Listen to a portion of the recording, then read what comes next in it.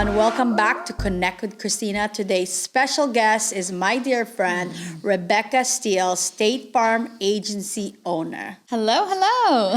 How are you doing, Miss Rebecca? Wonderful. I have so many questions for you today, but I'm going to start with how long have you owned your own State Farm agency? So my agency, I'm going on 8 years in March. It'll be 8 years as a business. Congratulations. Thank you, as a business owner, but I worked 16 years prior to opening in claims for operations. So got a lot of claims experience behind me. So what made you decide to open up a State Farm agency? Honestly, I started insurance when I was 18 years old. I did 18? Yes. Started as a secretary, worked my way up, saw the vision and saw that I was, the company would develop me and help me grow. And I spent maybe 16 of those years just working different positions and learning as much as I could. And then it just was a natural transition to become an agency owner.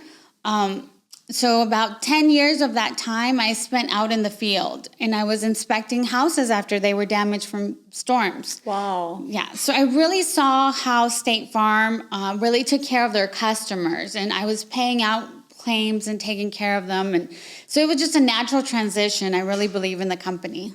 That's awesome. And was the State Farm that whole thing, did someone recommend you to them? Like, how did you find that job at 18 years old? So I was a senior in high school, and it was through the work co-op program. Okay. There was a program in Texas called Junior Achievement, and a lady that was volunteering from State Farm volunteered, came into my high school and, pitched, hey, we got an opening for a few customer service assistants to come and learn. And then once I graduated high school, I just stayed on, and I saw that State Farm had tuition reimbursement. So I was able to finish my degree and everything with them. That's huge. I hope some of the upcoming high school graduates can hear this so that they can possibly follow your footsteps, because obviously you're very successful. Congratulations. Thank you. But I want to say too that you're very different. In that how much you care. Obviously, we're in a BNI chapter together, BNI Integrity, shout out, hello.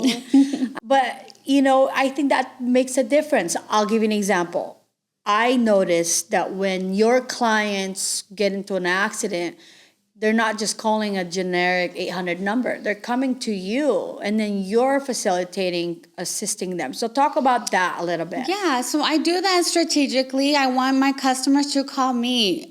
With the 16 years of claims experience that I have, I want to actually guide them through the process. I don't want them just to, call the 800 number and, I'm not one of those agents that's just going to hope that that customer just buys a policy and hope that they never call me back. No, I'm going to be there for when they need to use the policy and help guide them. Yeah, so that, someone with your level of experience can actually make sure they're taking the right steps and getting the right help. Yeah. But, there's a hot topic for me, because obviously being in the industry, in personal injury, a lot of people, I don't care what state, they think like, oh yeah, I'm fine, I'm fully covered. And when they think they're fully covered, they're not. Right. That is a huge misconception out there. Oh, full coverage, I have full coverage. Full coverage means something different to everybody. And just because they have coverage for the car, that does not mean they're covered fully. There's so many different coverages available and so many levels of protection as well. So kind of walk us through that. Sure. I obviously have my own version of what I believe people have to have because of personal injury and because I'm, faced with helping people in car accidents, and sometimes they're tragic as well. Yeah. So when a client comes to you, like, first of all, for example, if Justin over here, just pretend he's like looking for insurance, and what's his first step when he makes that connection with you? Yeah, so we'll first try to find out a little bit more about him, get to know him. Where does he work? Does he have kids, family? What are we trying to protect? There's the first step. And then once we gather that information... I like that. What are you trying to protect? Quote, unquote. That's the question. Yeah, we've got to get to know him. If we don't understand what's going on with his assets and his liabilities, all of that, we don't know what we're protecting. And your car insurance auto liability limits, impact that. That's where protecting somebody's assets as well as their future income potential. Because as you know, you can get sued and they can come after your wages. So in my office, and my philosophy is I always aim for people to have auto liability limits at 100, 300, 100. So in Arizona, and what that means, here in Arizona, the state minimum is only $25,000 per person. So if you get into an accident and it's your fault and you only have $25,000, that means the insurance company will only pay $25,000 of those damages per person for injuries, $50,000 per accident total if you had another passenger, and then $15,000. That's only 15,000 for property damage. That barely can cover like either half of a vehicle nowadays. Right.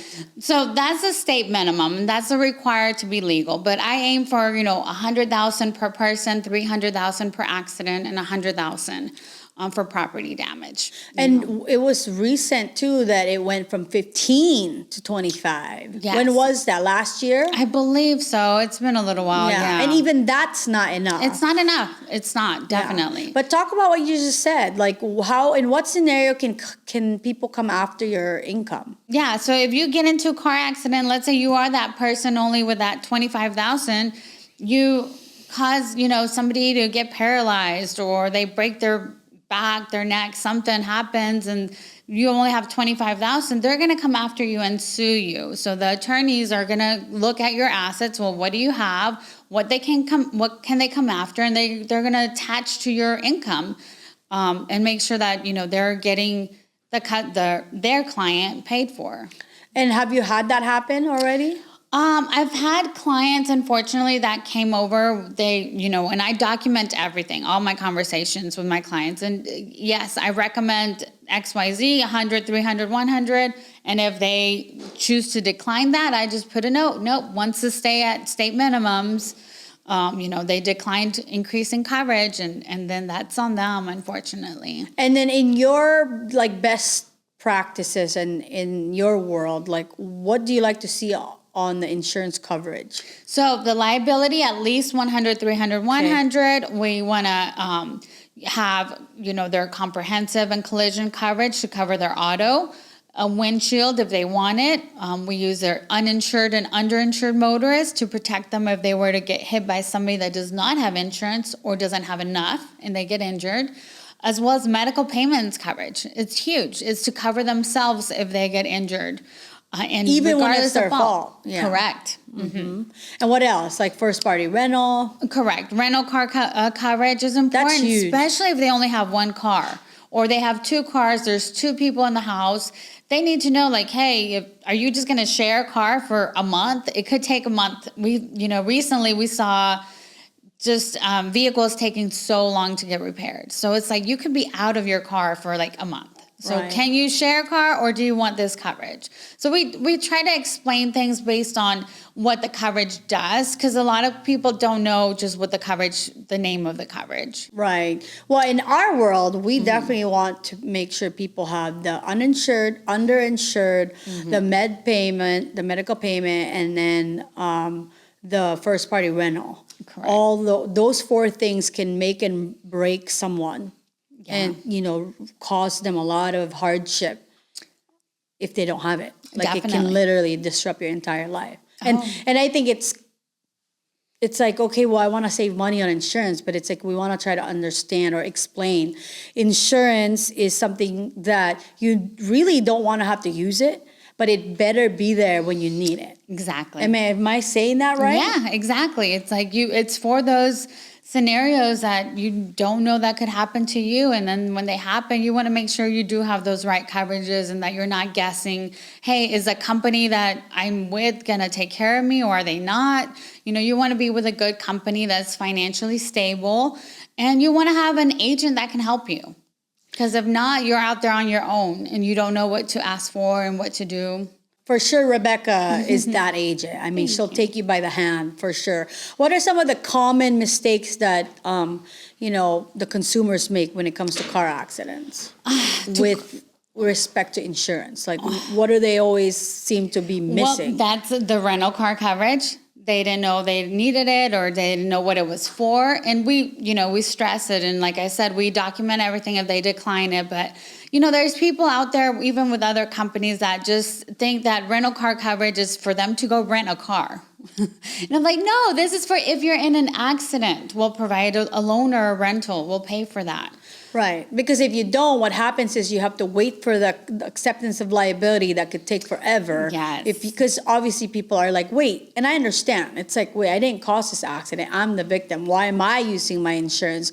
Where we're really, what you just said, it's for you to go back to life right away. It's for the convenience of to get you in a rental car now, not a month, 2 months from now. Exactly, because especially if somebody else hits you, you don't know what kind of company that was, and sometimes it is best just to use your own company.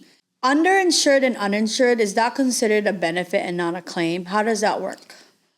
So uninsured and underinsured, you can use it. It's part of your policy, and if you get hit, it is going to be on your record as a claim, but it's not an at-fault claim at all. So it's just like if you were to use emergency roadside or a glass claim, it's going to show up. Right, but then it doesn't constitute raising your prices. Correct. Rebecca, when people are in a hit and run situation, okay, and obviously they can't locate these people and they have to use their own, if they have their UIM, luck, that'd be a fortunate thing because that's really what you need those for, right? Definitely.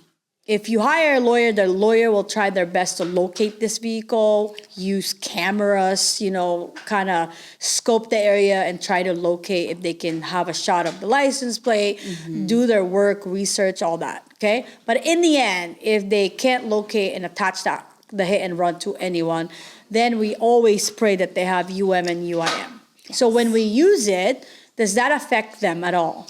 It is not a claim against them. So no, it will show up in their history, just like an emergency roadside or glass claim, but it does not affect the rates. Okay.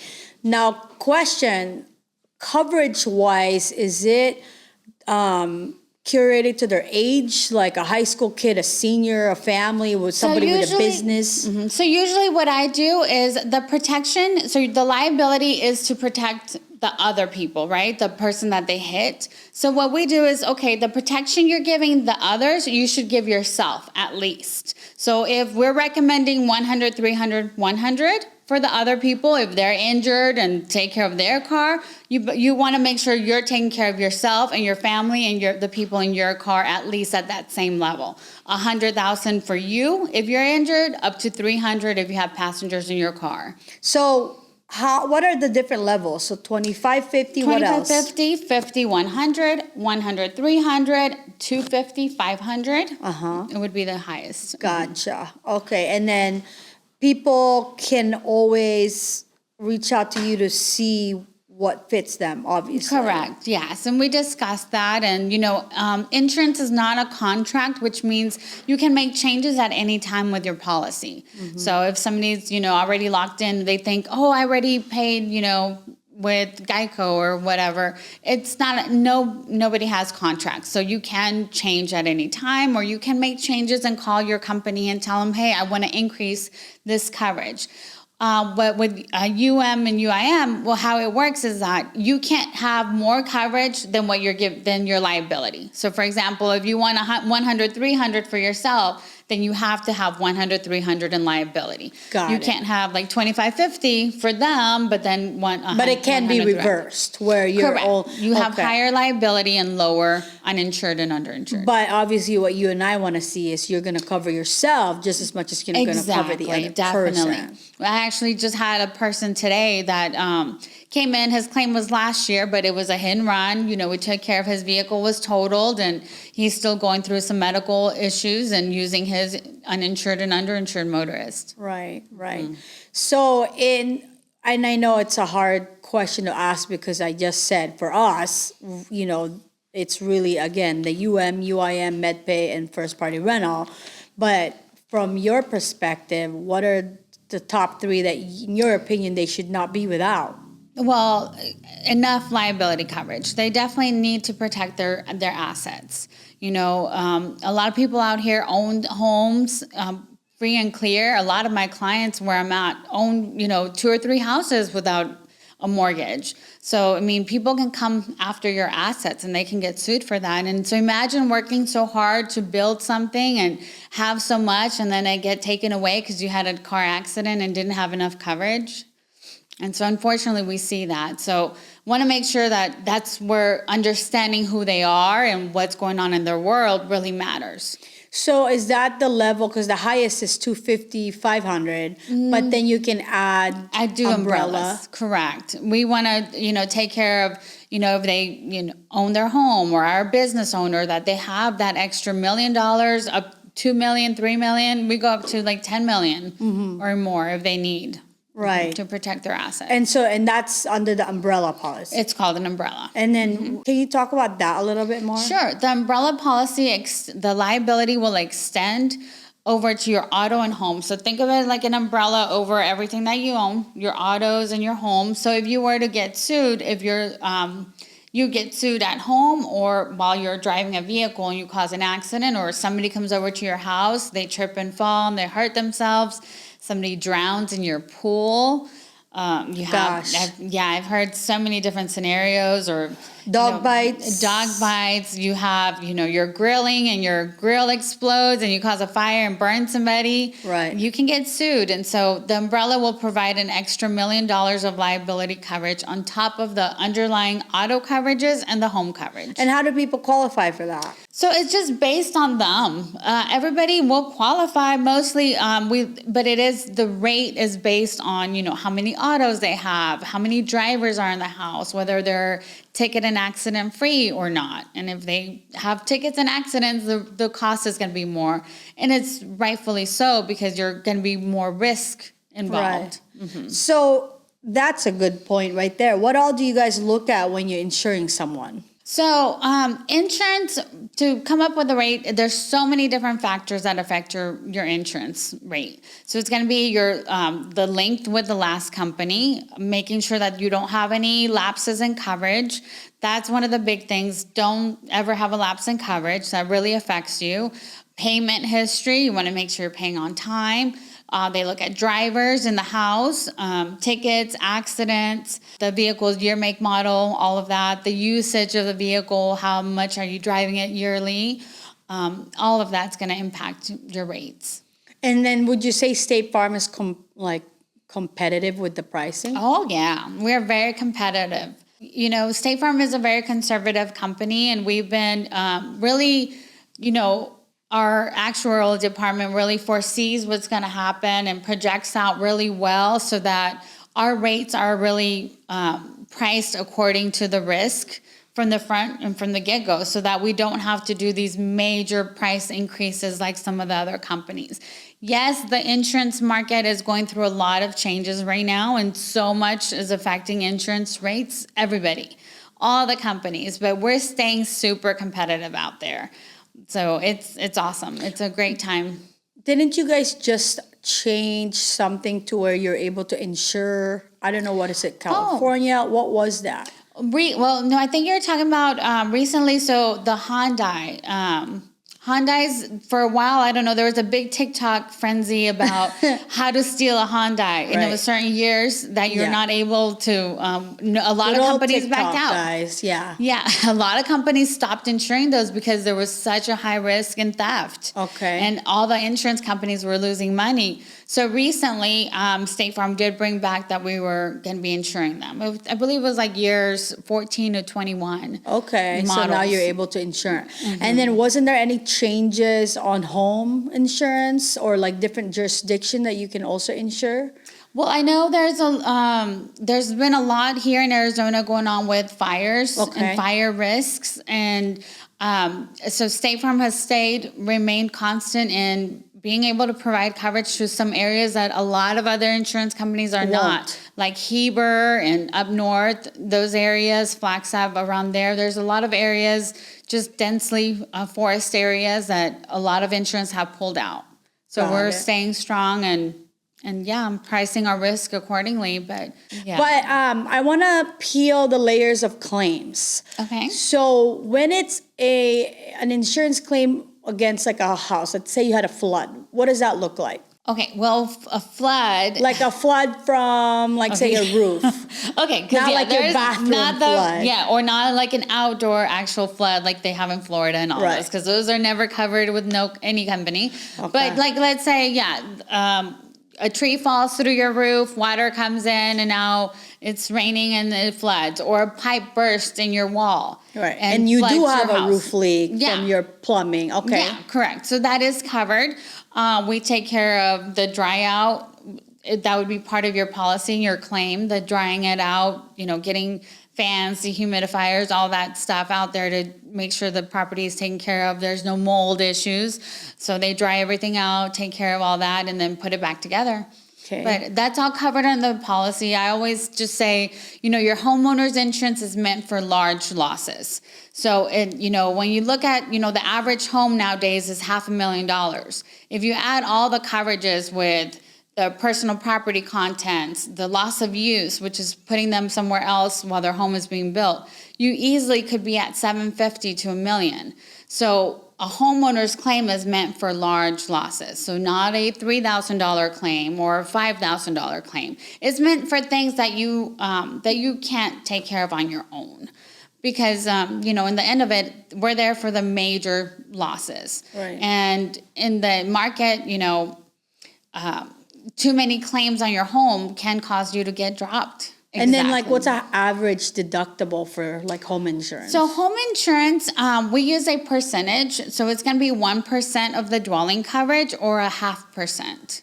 So it could be $2,000, $2,500. There's some clients that want, a 5% deductible or 10. They understand that your home insurance is meant for large losses. So I have customers that have a $15,000 deductible, and some that are like, no, I want a $1,500, right. and their home is smaller, so they can take on the $1,500. That's why. So it's important to talk to your agent. Correct, and it's based on like, okay, if that scenario happened, what can you afford now? Like, right. Think about it that way. And then for dog bites, because people don't know that the home insurance covers dog bites, that the home insurance you mentioned covers, like, hopefully this stops happening, but it happens, unfortunately, like drowning in the pool. Yes. How does that claim look? So that is just a liability claim, and that's where it's important also that, people have enough liability coverage. If they don't at least have an umbrella, at least have $300,000 to $500,000. I usually recommend $500,000 in liability coverage. You just never know. A lot of people have events and gatherings, so they have a lot of people on their property, and you just don't know if something could happen. So you want to make sure that you have enough coverage to take care of something if that happened. And then, of course, I'm going to ask you about a car accident claim. What does that look like from your perspective? Like, what are the first steps taken? First steps, usually I've had people call me when they're on the side of the road. It just happened. I'm like, okay, let's calm down. Make sure to take pictures of the car if you can, if you're not hurt. Make sure to exchange information, call the police. The police will not come out if you are in a private parking lot area. So if that's the case, make sure you exchange information, take pictures of license plates, things like that. Document what happened, see if there's any witnesses around, because you might not be able to find them later on if you don't get them on the front end. Right. I know there's all these little details, like how you said, if it's a private parking area, like by the grocery stores, they won't come out. Yeah. If you're on the on-ramp, but you haven't come on yet, that's the sheriff. But if you made it, then that's the city police. Yeah. People don't know that. They don't. And then we walk them through what happened. Okay. I've had scenarios where it's, a minor fender bender or there's no damage, and okay, well, let's talk about it. I'll document it in my system, what happened, but we don't need to file a claim if there's no damage. And some people don't know that. Like, I've had people come over, try to switch over to Statefarm, and then I see they have like claims that show $0 paid out. And I'm like, oh, what was this for? Oh, well,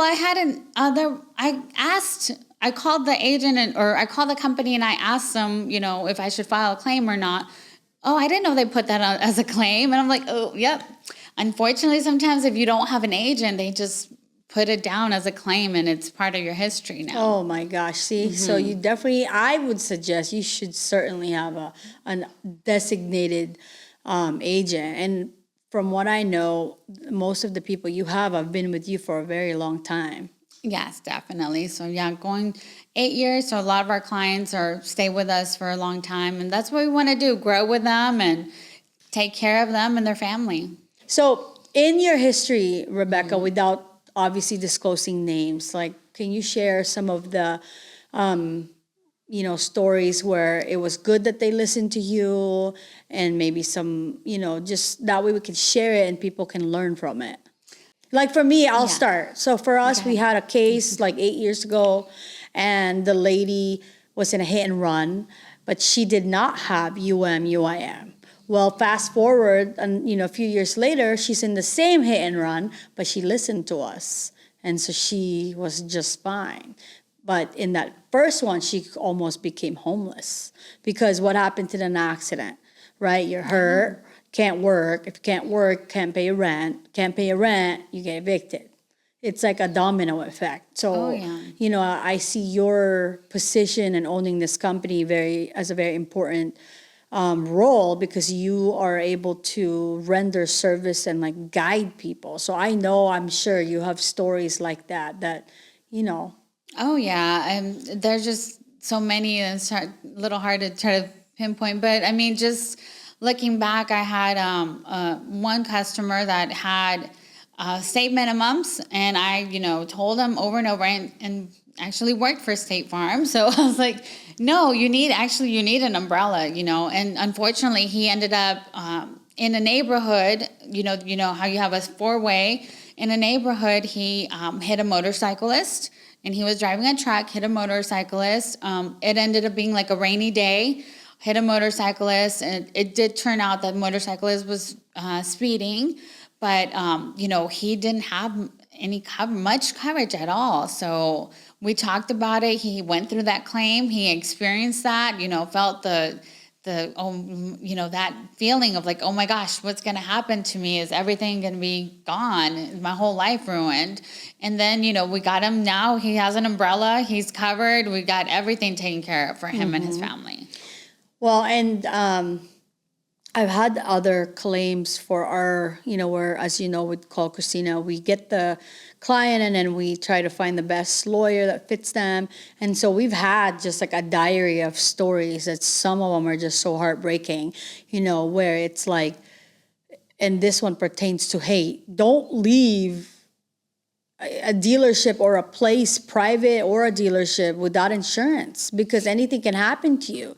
We had someone where they just bought the motorcycle, innocently. It's like, I'm just going to drive it home.